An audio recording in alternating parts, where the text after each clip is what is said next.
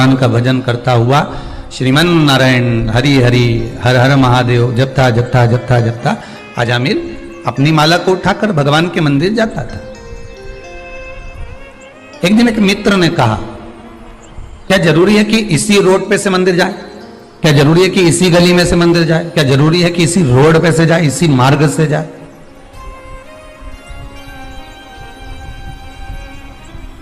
जिसको गली नापने की आदत होती है ना, रोड नापने की आदत, कई बार माताएं अपने बच्चे से कह देती है, नापी आया रोड, नापी आया गली। माता कई बार गुस्से में आकर कह देती है कि गली नापी आया, रोड नापी आया। मतलब रोड नापना मतलब इसकी आदत है कि ये जाएगा इस गली से और आएगा न जाने कौन सी गली से घूम फिर कर। अगर कहीं का इंतजार भी करता रह जाने कि अब यहीं से आने वाला है, आने वाला है, आने वाला है, मालूम ही नहीं पड़ेगा कौन सी गली में से घुस कर आएगा, कब प्रवेश कर जाएगा और कब घर में आ जाएगा। इसका कोई ठिकाना ही नहीं।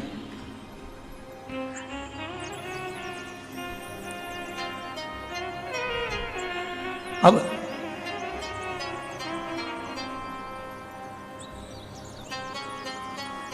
अजामिल की आदत थी एक ही मार्ग से जाना, उस मार्ग से भगवान का दर्शन करना। थोड़ी मंत्र जाप करते करते, माला जपते जपते, भजन करते करते चले जाता था और जाकर दर्शन कर कर वापिस आ जाता। आज एक मित्र मिल गया,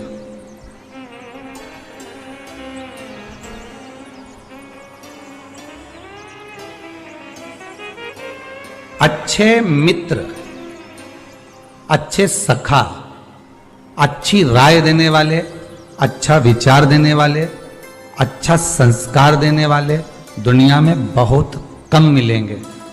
तुम्हें अपने मार्ग से भटकाने वाले, गलत मार्ग पर ले जाने वाले ढेर मिलेंगे।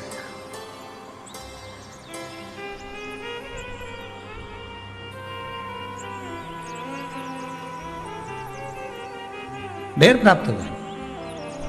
अजामिल से कहा कि कहां इस मार्ग से जाता है, चल हमारे मार्ग से चल। आज मैं तुझे ऐसे मार्ग से लेकर चलता हूं जिस मार्ग में तुझे चलने में आनंद की अनुभूति होगी।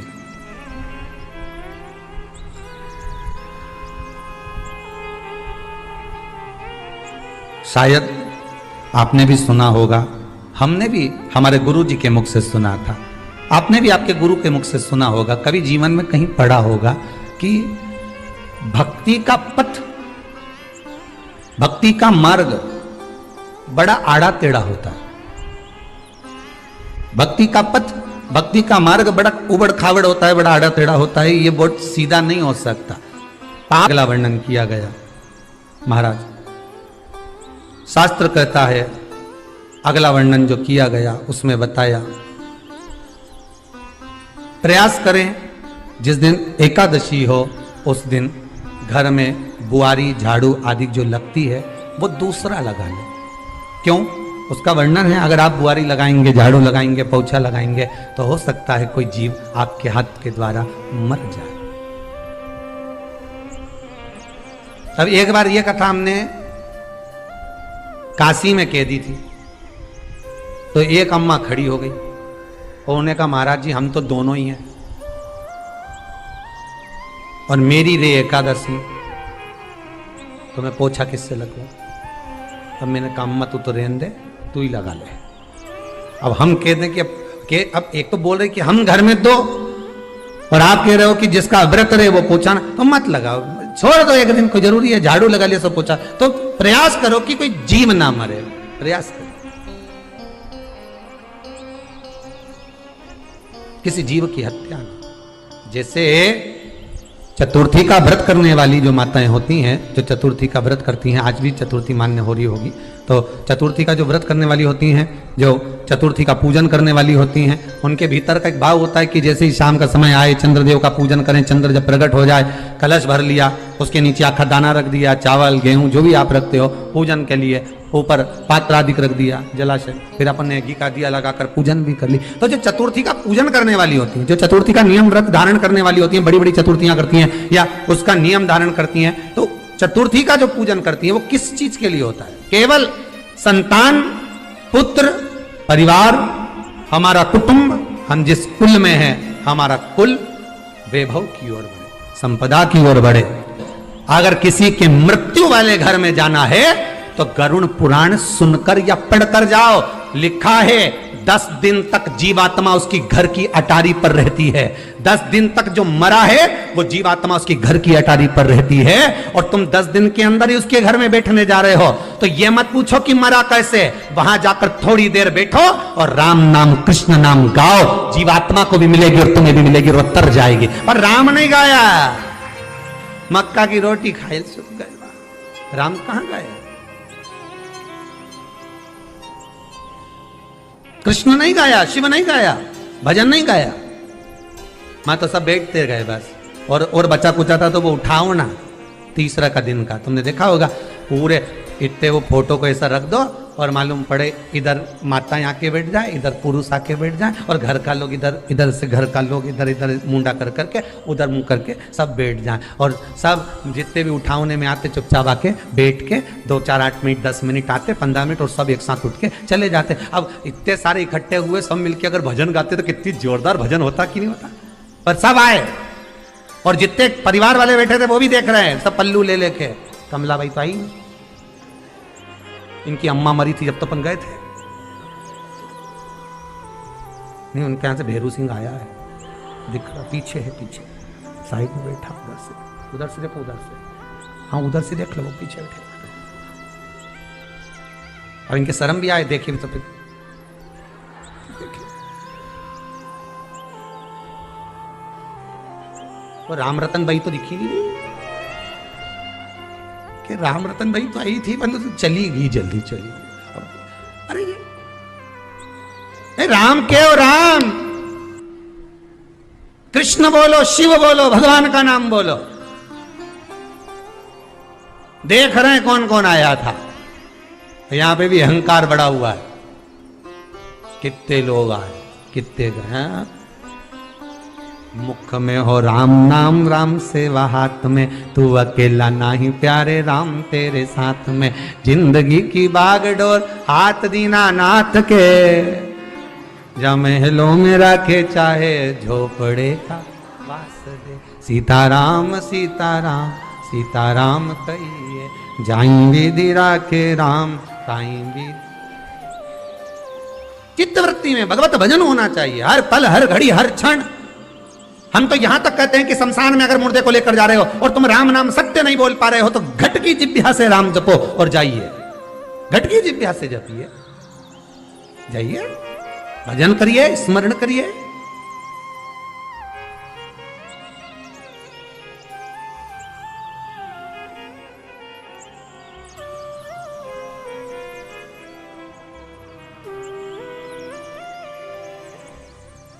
बहुत दूर मेरा शिव है, उसके पास जाने का मार्ग बड़ा कठिन है, बहुत कठिन।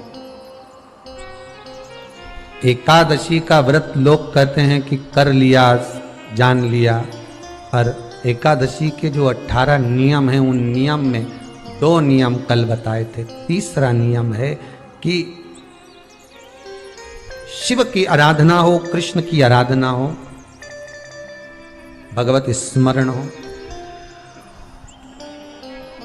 दशमी, 11 और द्वादशी, दशमी, एकादशी और द्वादशी। एकादशी का व्रत, दशमी की रात्रि को जो आप भोजन करें वो सात्विक करें, एकादशी के दिन भोजन ना करें, अन्न का भाग ग्रहण ना करें, अन्न का भाग ग्रहण ना करें।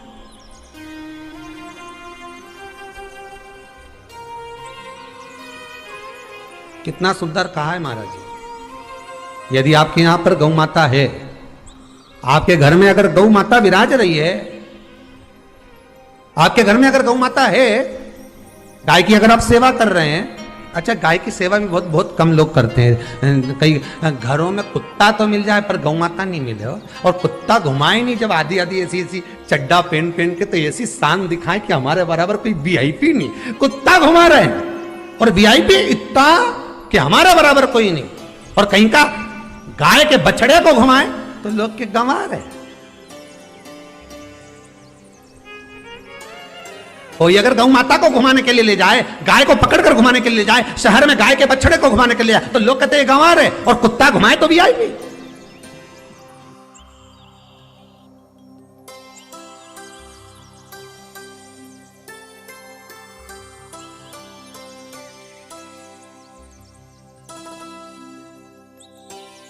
उसको भी समझ लो। गर्ग संहिता में कहा गया, जब आप घर से जल लेकर जाते हो भरकर, तो ये सृष्टि की जितनी नदियां हैं, पृथ्वी पर जितनी नदियां विद्यमान हैं, जितने तालाब, जितने सरोवर, जितने कुंड, जितने विराजमान हैं, उन सारे तीर्थों का जल जब आप घर से लेकर निकलते हो तो वो तीर्थ का संपूर्ण जल आपके कलश में आ जाता है। और जब आप उस जल को शिव पर समर्पित कर देती हो और 2 बूंद चरणागत लेकर जब जाती हो, तो शिव महापुराण गर्ग संहिता पद्म पुराण कहती है वो जल साधारण नहीं रहता, वो गंगा जल बनकर तुम्हारे घर को पवित्र करने के लिए पहुंच जाता है। वो पवित्र गंगा जल बन, उसको लेकर प्रवेश कर, उसको लेकर पहुंच। 3 तरह का जल शिव को समर्पित होता है, और वो तीनों तरह के जल का अलग अलग भाव है महाराज। पहला जल सादा, घर से पानी लेकर गए, जल लेकर गए, शंकर को चढ़ाया, वो हमने घर का अपना एड्रेस बता दिया, भगवान शिव को जल चढ़ाकर अपने आनंद के लिए शंकर से कुछ प्राप्त कर लिया। दूसरा जल, जल के कलश में थोड़ा सा इत्र डालकर शंकर को जब समर्पित करते हैं, तो महाराज घर में अगर कोई व्यक्ति बहुत रोगीला है, बहुत रोगीला, एक शिव महापुराण में, स्कंद पुराण में, नर्मदा पुराण में, भविष्य पुराण में, अग्नि पुराण में, नारद पुराण में, बरहा पुराण में, वामन पुराण में जितनी चीजें लिखी गई है, एक एक प्रैक्टिकल कर देखो, तो शिव महापुराण, स्कंद पुराण का ये भाव याद करिए कि 1 लोटे पानी में इत्र मिलाकर, जल में इत्र मिलाकर, बहुत रोगीला व्यक्ति, बहुत बीमार व्यक्ति है, 1 लोटा पानी उसका हाथ का स्पर्श कराकर शंकर को चढ़ाना प्रारंभ कर दीजिए। महाराज केवल 5 या 7 दिन चढ़ाओ, और वो 7 दिन के बाद में उस बीमार व्यक्ति का क्रम देखिए कि उसमें कितना आराम लगा है। औषधि दवाई काम करना प्रारंभ करी कि ना करी, केवल इत्र समर्पित, इत्र का जल। तो पहला जल सादा, दूसरा जल है इत्र का, और महाराज तीसरा जल जो शिव महापुराण के अंतर्गत कहा गया है, बेलपत्र का जल।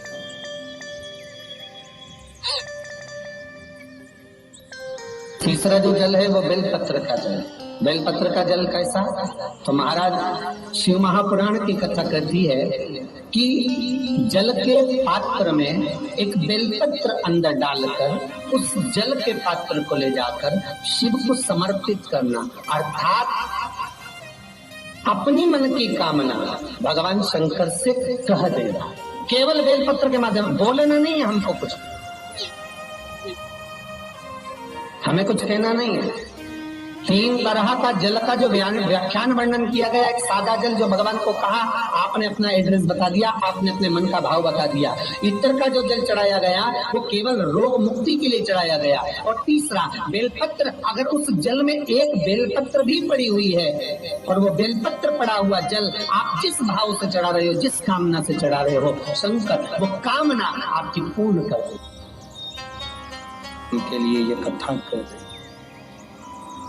पितरों की 3 बेटियां, तीनों से गलती हो गई। आप शिव मंदिर में जाएं, कोई गलती ना हो, जल चढ़ाएं, मना नहीं, छींटा ना लगे, धीरे धीरे चढ़ाएं। और एक बात अच्छे से ध्यान में रखिएगा, शिव मंदिर से जब भी वापिस आए, जल चढ़ाकर अपना फर्ज पूरा अदा कर। फर्ज से मतलब जब शिव मंदिर से वापिस आए, जो पत्ती, बेलपत्री, फूल शिव जी पे चढ़े थे वो नीचे शिवलिंग पे से नीचे गिर गए हो।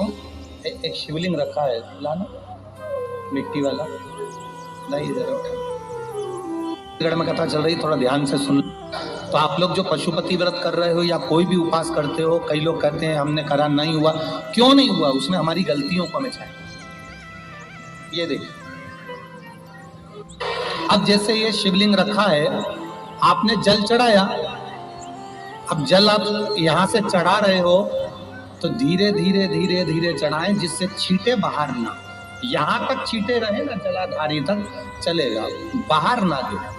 और एक बात का स्मरण रहे, यदि बेलपत्री फूल पत्ती जल चढ़ाने के बाद ये सब अगर नीचे गिर जाए, जलाधारी पर गिर गया या नीचे उतर गया, तुम्हारा पूरा जल चढ़ जाए, तुम्हारे पास में चंदन नहीं है, अबीर नहीं है, गुलाल नहीं है, कुछ भी नहीं हो, तो भी अपने हाथ की 3 उंगलियों से रेखा 3 खींचकर और फिर जो माला आदिक भगवान की रखी थी उसी से भगवान का वापिस पूरा श्रृंगार कर कर फिर वापिस आइए। भगवान को पूर्ण श्रृंगार,